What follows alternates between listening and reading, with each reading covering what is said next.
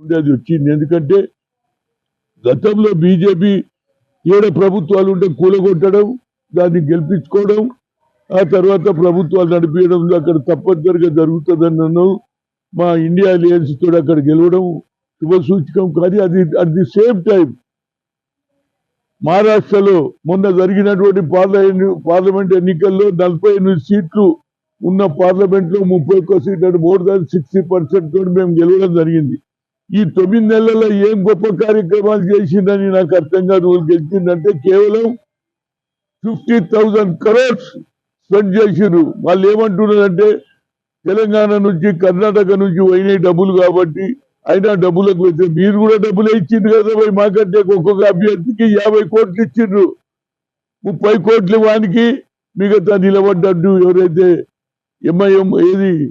MIM party మైనార్టీలకు ఓట్లు division చేసి మీరు గెలిచిండ్రు తప్పితే నా ఉద్దేశంలో అవసరం ఉన్ననాడేమో మైనార్టీలు దూరం ఉండాలి, అవసరం లేనప్పుడేమో వాళ్ళను పట్టుకొని తన గెలుపు గురించి ప్రయత్నం చేసిండ్రు. తప్పనిసరిగా ఈ గెలుపు నరేంద్ర మోడీది, లేకుంటే అమిత్ షా గెలుపు కాదు. ఇది అదాని అంబానీ గెలుపు. ఇది అదాని కోటీశ్వర్లతోటే గెలుస్తున్నారు. కోట్ల రూపాయలు ఎక్కడికి వెళ్ళి వస్తాయి మా దగ్గర 2 రాష్ట్రాలలో.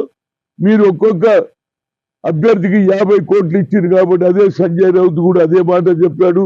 కోట్ల రూపాయలు మీ అన్ని రాష్ట్రాలలో ఎక్కువ రాష్ట్రాలు మీ ప్రభుత్వమే ఉన్నది, కేంద్రంలో మీ ప్రభుత్వం ఉన్నది, దాని వెనకాల అదాని ఉన్నాడు అనిల్. దానివల్ల గెలిచింది. ఇది మీకు గెలిపే కాదు. తప్పనిసరిగా ప్రియాంక ఏదైతే వయనాడులో కేరళలో 3 లక్షల మెజారిటీతో గెలవడం అంటే అది మామూలు మాట కాదు.